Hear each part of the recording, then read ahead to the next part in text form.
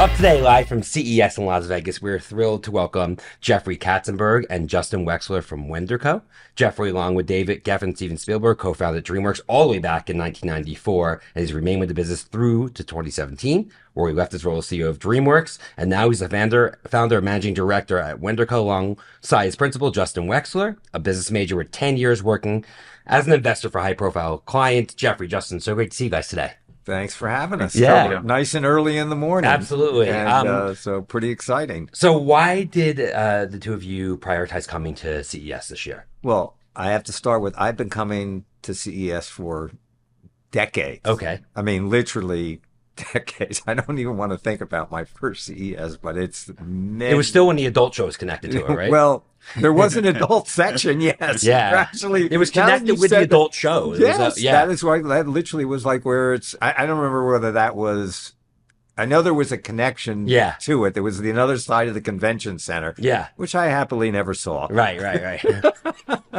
But it's many, many, many decades. Yeah. CES has always been a great gathering spot, and an opportunity to see sort of amazing, great innovations, both mainstream in terms of consumer electronics and how that was evolving. And, you always look forward to seeing what's the next big TV, what's the next great device, communications device in this. And so if you think about the 30 plus years that I have been coming to CES, how the world has changed, it's an amazing lens to look at. But what's happened in, I would say, certainly the last decade, is that it blossomed into something that was much broader. It became basically the sort of nucleus of bringing people together of related areas, of which advertisers, CMOs, marketers became an essential ingredient. And that's where we are today. And so, it's why you're here. Yeah. I mean, you have digital technology, you have entertainment, you have commerce, you have the CPG, and the big brands are all kind of colliding. And there's just so much overlap in marketing and media today. Right. You have companies like Chase that are selling advertising, right? So you have banks selling advertising, and then you have retail companies like Target and Walmart selling advertising. So it's not as linear as it used to be in terms of what defines a business. Right. So for us, it just, becomes, as I said, just sort of the center of gravity, of which in a few days, you can just literally, we've been every day starting at, 6:37 a.m., since Monday morning. And over the course of 3 days, really just touch base with a ton of people. It's the beginning of the year. People are setting up their agendas. And so it's been incredibly valuable for us. And we're on day 3. Very cool. So Justin, you spend a lot of your time talking to emerging startups in AI, in enterprise, et cetera. Over the last year, what are some of the trends you've seen with some of the more successful companies, either in your portfolio at WndrCo or just people that you've been talking to that you're excited about here in 2025? Yeah, no, appreciate it. So for us, our lane at WndrCo is really to find really high quality technology that can serve the enterprise and serve the needs and desires and roadmaps of some of the largest brands in the world. And that's a big reason why we're here at CES, because many of those individuals, yesterday we were at the Delta Sphere for their keynote, and we do a lot of business with them on their AI initiatives. So really great to be here for that. Over the years, we've invested in software companies we're super proud of, Figma and Airtable and Webflow. Many of those serve the marketing community. Over the last 3 or 4 or so years, we've invested in products now that are leveraging large language models and generative AI in different lanes, particularly marketing, but other areas as well. 2 that, we just want to highlight. One's called Writer. And that founder's here. Actually, right after this, we're going to get a breakfast, and Jeffrey and May, the founder, are going to speak at that. Phenomenal platform that leverages a full stack from their own large language models that are really great for content creation, PR, blog posts, all those use cases, all the way through to software on top to make it easy for teams to actually get going within their organization. Yeah, I've tried it before. It's a great tool. Yeah, you know, and had extraordinary acceleration in this Yeah, last 12 months. because a lot of people have technology, but it doesn't mean they know how to go to No, market the well, right way. the way we frame it at WndrCo is that we think of this as the future of work. And at work, how do we but both at work but also at home, how do you empower people to be able to be, more productive, to be better informed, and just giving them tools to be the best version of whether it's at work or at home, and doing it. Writer is a phenomenal tool, very strong deployment in the CMO advertising Yeah. lane. And so, exciting to see May build that, virtually and almost overnight into now multi-billion dollar company. Yeah, I mean, it's interesting being an investor in AI because it's moving so fast. And now there are tools out there that allow a one-person team to code on their own. Right. And absolutely. the question becomes, like, as somebody who runs a late stage venture funded software company, this what keeps me up at night is what's to stop somebody who understands AI just to build their own tool? What used to cost maybe $50 million in R&D now doesn't anymore. And I think since the barrier to entry for a technology company in a lot of ways is no longer technology, it becomes risky with a lot of upside in investing in AI companies. And we're seeing a big bubble, Yes. obviously, right now. So there's this concept around citizen developer where even business users within enterprise can now build their own tools to leverage that are personalized to Yeah. them. Yep. And we have another investment, Airtable, that's really core to their thesis. But even Writer, they have AI Studio. You can build full-fledged AI applications as a marketer. You don't need developer resources to do Right. that. We have with Webflow, you can design go straight from design to code without needing developers. So I think the developer's role within organizations will continue to evolve and seek out technologies that then the business team could use on their own without having to ask for as much engineering Right, which is resources. just a massive change. Yes, and when you have that, you can have real personalization of tooling at scale within these organizations. The other big aspect of that is procurement takes so long. We see, particularly the last 3 or so years, the innovation from Silicon Valley and early stage companies is unlike that we've ever seen, Yeah. since WndrCo started. Getting through procurement and legal and security takes a while, and so you could have a 9 month lag time of innovation that could help and impact today. And so one of the other big advantages to the citizen developer trend is that as technology evolves with platforms already past all that, teams can then leverage it without having to seek out new tools. They can effectively make their own tools Right. with the vendors that they currently have. Yeah. Of course, some of the complications in that is that you get legal and data security and privacy involved, and they may not want citizen developers. So we're just There's in, a push and pull, yeah, and of we're course, seeing it yeah, happen it's in real uncharted time. territory. Yeah, So and for no one sure. really knows because it's heading so fast. Yeah, So so it's incumbent on the vendor if they're going to enable that citizen developing trend to make sure the proper controls are placed for the IT teams so you don't run into those problems where, someone might not be as sophisticated to understand the implications if they build a tool in a certain way within yeah, a broader platform. makes sense. But then the other part of it is that um, there are many aspects of work processes that are just uh, repetitive Yeah, that can be and automated. and are so simplistic and yet so time demanding. Mhm. And they're terrible jobs. Yep. The one that goes right to the top of the list for us is expense reconciliation. Yeah. Now, expense reconciliation is a legal requirement, that all corporations are Yeah, that will required go to away. do. It'll all be scraped and submitted for you. Well, no, it is. There's a company today called Orbi, Yeah. which again we've been invested in from very early Cool. on. Group of brilliant talent that came out of Google and built this platform that automates, reconciliation here, expense reconciliation to like literally 100% accuracy, save them in the first year of deployment $4 million.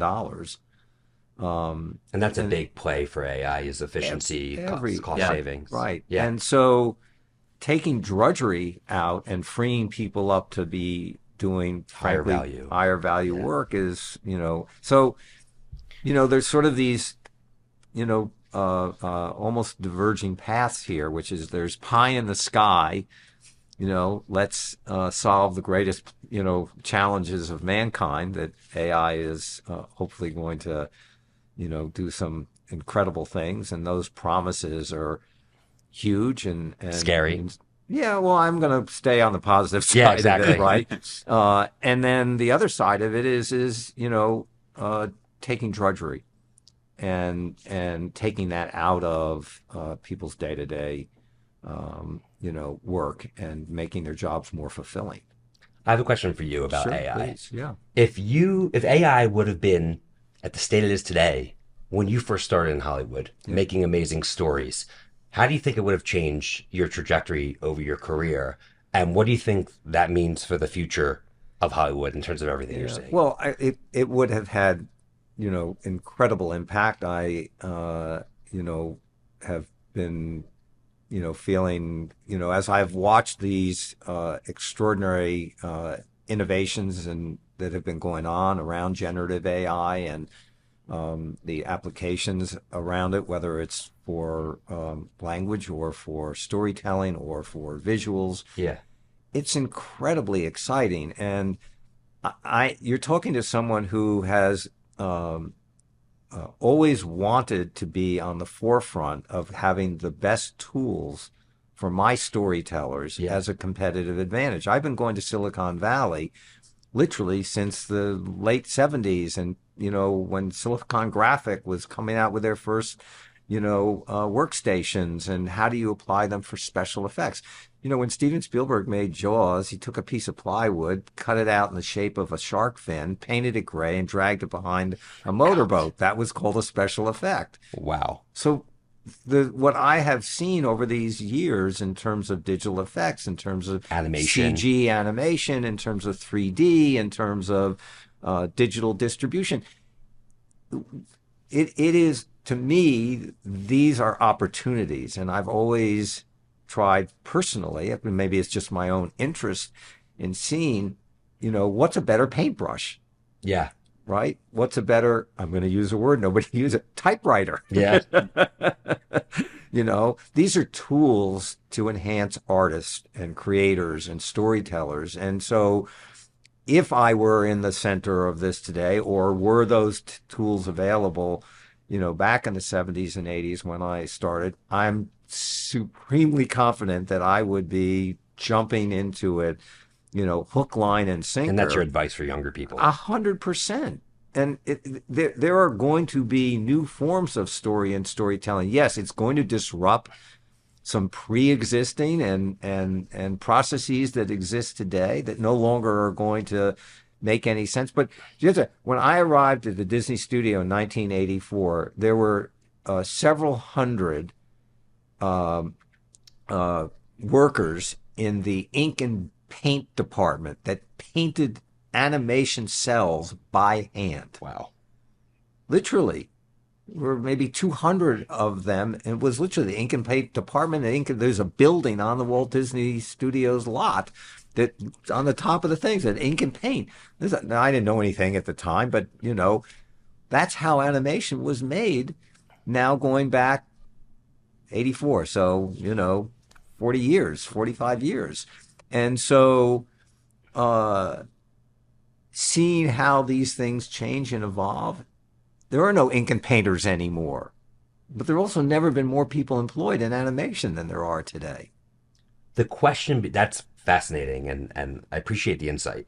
A question that is just like burning in my mind as I hear you talk is, over time, since you talked about when you first got to Disney and all of the innovation, those were tools that would enhance storytelling. The question with AI is it going to replace some of the production and storytelling skills versus enhance? Because now what it can output, it's not just a step forward. I would say it's a massive leap forward, and probably unlike something that you tell me, but probably something you've not really seen in your career. Well, I don't, it's hard to say, Yeah. Certainly the impact of digital both on the making of content and maybe even more profoundly on the distribution of Right, content, distribution. Yeah. has been utterly disruptive. It's turned everything upside down. Yeah. I mean, that is the foundation of Netflix, Right. right? And, which is now the dominant media entertainment company globally today. You add up all the market value of all the other entertainment companies, and one company, Netflix, is worth more than all of them combined, Right. which is extraordinary. Yeah. A company that 15 years ago, was barely, they had envelopes I with, remember I had them. with I actually still have one of the envelopes. the red envelopes that arrived Too late to return them. with your movie. I know. So, that's is there a bigger tsunami than that? I'm not sure. Well, I guess what comes to my mind is like, but Netflix is still a company. So Netflix still had to have investors and raise capital, etc. With AI, you could have an individual now with the right prompt and the right technology. Well, you just said the right thing. So if you Right. really want to hone in on this, I do. the word is prompt. Prompt. Okay. Right. And now prompt to me is just another word for author, Yeah. writer, director, cinematographer. I mean, I can go through virtually every That's the aspect of input, it. Okay, right. well, I'm not sure that a single person will be able to wear all of those hats effectively as, quote, the prompter. And there's the answer. And so my guess, and it is only a guess, is course. that there are going to be very specific skill sets and very specific artists that are going to perfect the deployment of those tools around, whether it's a visual, whether it's a sound, whether it's around music, whether it's around speech, whether it's around scripting, whether it's around storytelling. All these things are possible. Now, I will tell you, as someone who is finding enormous productivity and satisfaction around using, if I opened up on my phone and you would see on my opening screen here, Gemini, Claude, ChatGPT, and Perplexity, right? That's like literally, everybody on your phone, you organize the most important things to the bottom of your Yeah. front screen. The real question is, who's the most famous person on your contact list? Okay. That's what I want to know. I don't know. That's a scary thing. Exactly. My point is that I'm finding these tools are empowering me to do things I never imagined before. They are helping me compose things and write things and create things. And I have to say, they get me a lot of the way there, but they're not doing it for me. No. And that's the thing that at least I continue to have great optimism around. And so I've had to write a couple of speeches. I've had to do a couple of interviews with people like this and people that I'm only meeting for the first time. And asking the right questions, the right prompts, it has just empowered me to be able to do a quality of work that is significantly better than I've been able to do on my own in the past. That's saying a lot. I know it. And I think the one word you said there that is really at the center to all of it, not just all of AI, but CES, brands, it's storytelling, right? And that's Okay. So this is why WndrCo exists, not why it exists. It is one of the most valuable and singularly unique aspects of us as a venture firm. I mean, there are a lot of great firms out there today, and they all find their lanes of things that they are due because money is now fungible. There's anybody who's got any great founder today with a really good idea has many choices as to where they're going to take investment from. So remember, and this is where Justin's a rock star. He's become a partner, by the way, since in the beginning of the year. So Thank you. we're truffle hunters. We're out looking for the rarest of rare. We want the unique founder with a great idea, has made that sort of 0 to 1 impossible journey to actually create something, and has a product, has product market fit. Those are the things that we're looking for because our value, we believe, and I think we've shown it now, is 1 to 10. So if 0 to 1 is impossible. 1 to 10 is improbable. Yeah. And there are thousands and thousands and thousands of companies that got to 0 to 1 and were never able to actually get out into the world, What into stops the them? market, everything and anything. You know, I mean, how do you get in the door? How do you meet a CMO to demonstrate? How do you get May in front of the right people in the right way to be able to show her product? Yeah. You know, think about what's on the other side of that, from, in terms of a company. How many people are knocking on their door every day saying, I've got a great idea for you. I have a new product for you in this and it. There's thousands, You got tens to go of about it a thousands different of them. way. Well, or you want a competitive advantage. Yeah. Everybody's looking for a cheat code. That's exactly right. Right. And so what we've tried to focus a lot of our energy on is that go to market. And that's why, frankly, being here at CES, in which we are continuing to build out and connect our market, our connection with the C-suites, where they now, I think, recognize we've become effective at sorting through those hundreds or thousands of ideas and finding the very best. And we don't bring them to them until we have proof of concept. Mm-hmm. So if we walk in the door and knock on the door to a CMO with May to talk about Writer, we have proof of concept about that, and they now trust that we've done our work here. So if we bring it to them, tried, true, tested, it will deliver. And so that's what we've been building out the last couple of years. It's exciting because I think we've had some real great successes. Before we run out of time, we should talk about one that we're particularly excited about, very much focused on the advertising market, which when it achieves its 1 to 10, may be the most disruptive and transformative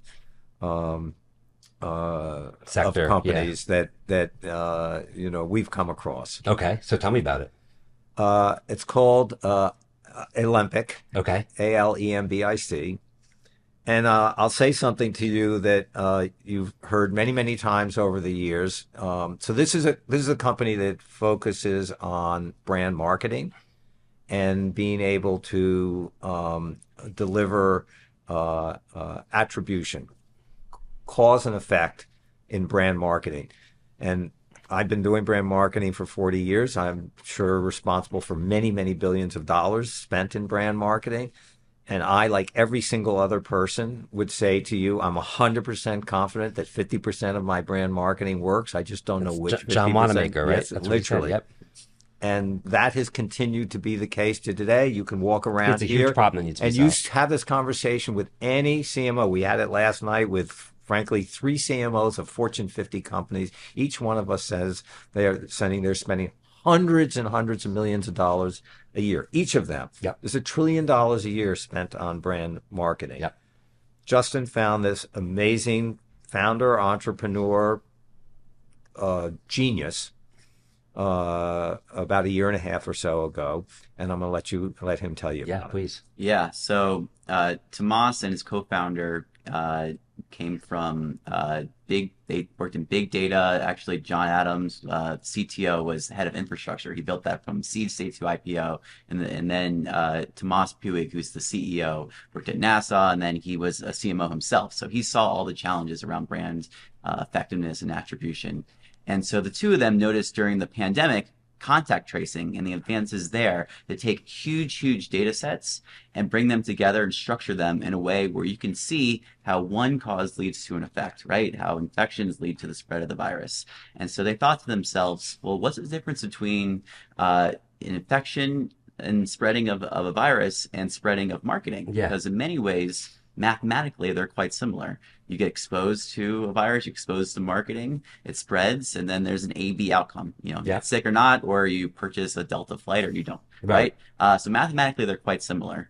We have not had the amount of compute needed to calculate, the tens of billions of rows in the marketing world. We've had it for a little while in climate, disease, nuclear, leveraging supercomputers, but never for marketing teams. And so Alembic has built a platform and algorithms that can take TV, social, radio, podcast, digital, all comprehensive, not just testing, on TikTok and A/B, tests of ads, but looking at comprehensive and holistic, and then seeing how that leads to down funnel effects. Very cool. So attribution, full funnel attribution Yes. for brand builders. Exactly. And NVIDIA, who's been a really close partner in developing this, has provided one of the top 200 supercomputers in the world that Alembic physically owns. I gotta to check do it out. this. It Yeah. sounds really cool. It changes the world. If you actually, when I say it changes the world, I think in a way in which, for brand marketing, if you actually now can have the quality of data around effectiveness that you have for performance marketing, it changes Yeah. $1 trillion a year business and Yeah, affects because right now they're everybody. bifurcated. It's like we have performance marketing that we know is highly, has high attribution, but brand doesn't. Well, and, we're looking yeah. out looking out here, and there's a thing called Allegiant Stadium. Yeah, How much is the value of putting that name on that? right. Versus that how much they stadium, spent. right? Right. And so We actually had the CMO of Legion on the podcast. Yeah, and so this morning we're actually doing a press interview or a interview with the CMO of Delta Airline, Alicia.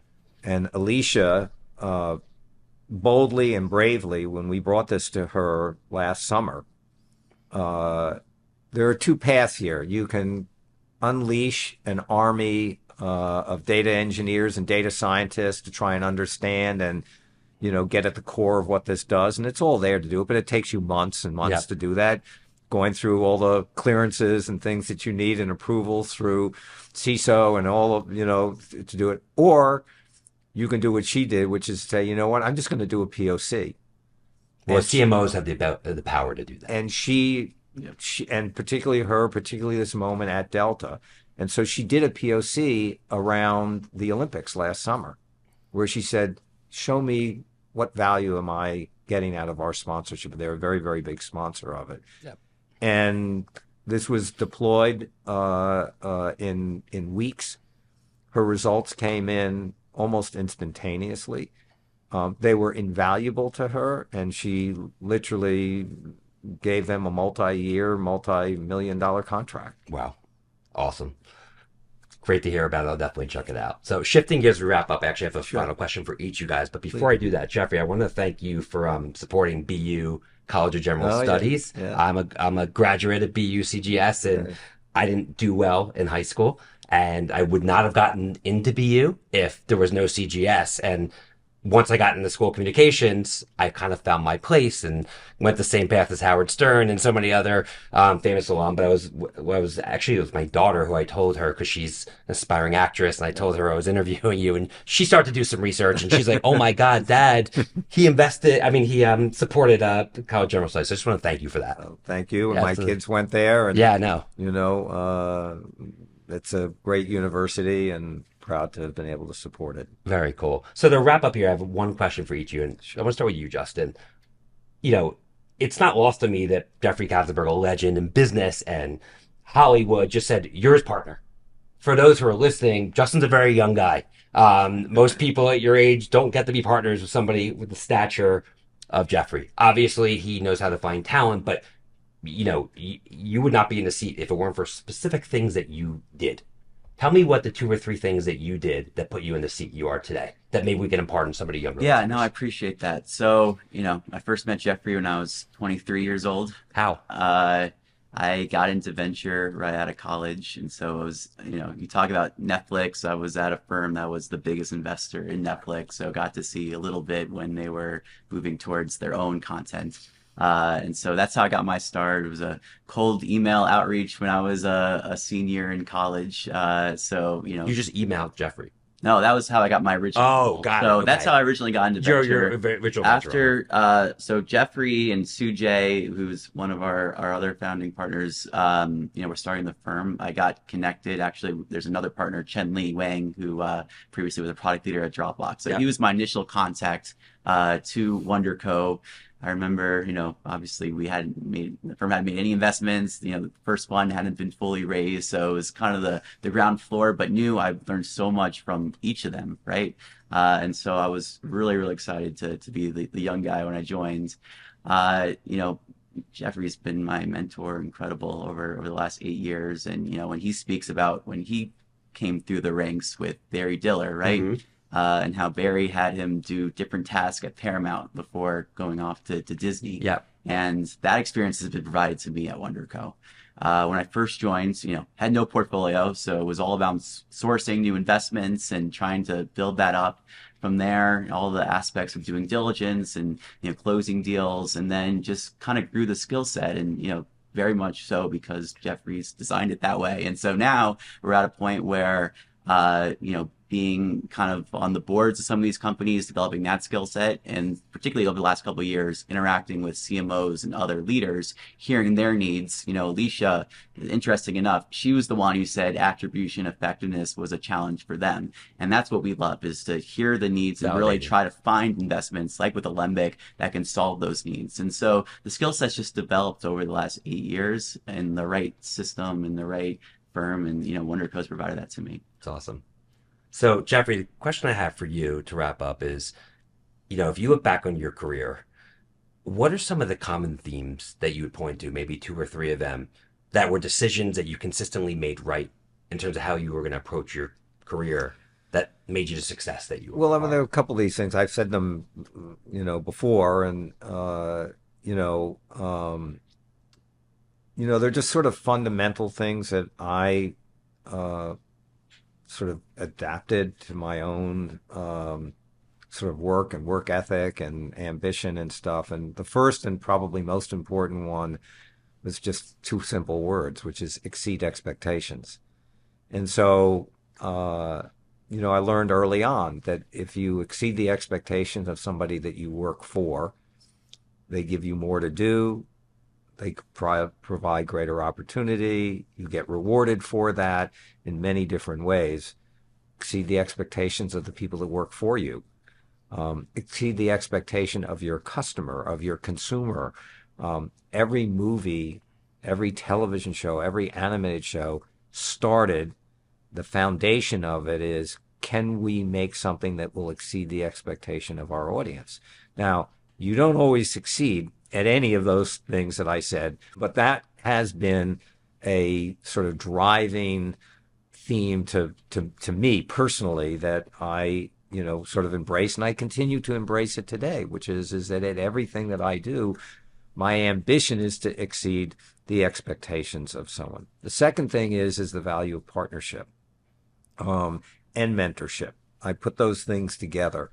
I have had maybe the greatest set of mentors that anyone. You said, who were the people in my, that would come up in the top of my contact in that. But, I had Barry Diller as a mentor, Michael Eisner as a mentor, David Geffen as a mentor, Steven Spielberg as a mentor, and partners. They weren't just mentors, but as I delivered, just as Justin has become my partner, Yeah. I started mentoring him. Today, he is now my partner. We spent most of our time talking about Ryder and Olympic. He found both those companies, right? So we hopefully created the platform and gave him the resources to go do it. But he's the one that's delivering the goods there in that. And that's what, so again, mentorship, partnership, exceed expectations. Love that. It's fantastic. And I'll give you the yeah, last one, please. which is what drives me most of all, because you say look backwards. Mhm. And I don't look backwards other than when someone engages and asks me. I never wake up in the morning and think about, oh, The Lion King. Do you ever watch or old Shrek, movies? or no, You I don't? No, ever. I don't. I watch his old movies. My daughter watches them 100 times a day. Yeah, but Right. I don't. I never wake up, and I'll tell you why. Never let your memories be better than your dreams. And honestly, think about those words, and I will tell you, I got up this morning at 4:45, excited for my day today.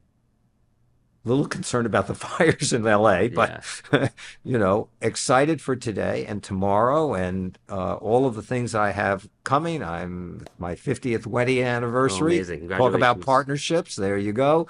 Is this weekend, and next week I'm in New York and already have an amazing schedule of things. And so my dreams are still what drive me every day, and therefore don't actually, I'm in my car and I'm driving 100 miles an hour, and I metaphorically, by the way, Yeah. and I don't have a rear view mirror. That's amazing. And I think it's such great advice. I think a lot of people wallow in regret or they look backwards all the time, and we all make mistakes. And that's, I think, a bad place to look backwards as well. Well, it's a blessing to neither have the regret of something that you didn't do or you did wrong that you wished you could fix. Not that we don't have them, but they're not front of mind for me, or relying on moments that happen sometime in your career that you're still living off of. And, I think it's one of the hardest things of being a great athlete. Yeah. Michael Jordan never got too high or too low. But I'm just saying, your greatest moments are in your youth, right? And Right. to move on, to find some new career, to find that new outlet, that new opportunity. It's like I look at Peyton Manning. He seems as happy as he's ever been. He's found a great path forward for himself. And so he's not living in the past. He's living today and in the future. Yeah. I think it's fantastic advice. And it's advice that applies to people at all ages, because we all have pasts, and whether you're 20 or 40 or 60. Or 2 months. Yeah, or 2 months. Exactly. That's exactly right. Well, I want to thank both of you guys for taking time during your busy schedule at CES to speak with me today. It's been really inspiring, and it has motivated me to do a lot more and think bigger and definitely dream forward. And I think it will for our audience too. So thank you for that. Exceed expectations. Oh, we will. On behalf of Suzy and Adweek team, thanks again to Jeffrey Katzenberg, the founding partner of Wendr, along with his partner Justin Wexler, for joining us today. Be sure to subscribe, rate, and review the Speed of Culture podcast on your favorite podcast platform. Till next time, see you soon, everyone. Bye-bye. The Speed of Culture is brought to you by Suzy as part of the Adweek Podcast Network and Agast Creator Network. You can listen and subscribe to all Adweek's podcasts by visiting adweek.com/podcasts. To find out more about Suzy, head to Suzy.com. And make sure to search for The Speed of Culture in Apple Podcasts, Spotify, or anywhere else podcasts are found. Click follow so you don't miss out on any future episodes. On behalf of the team here at Suzy, thanks for listening.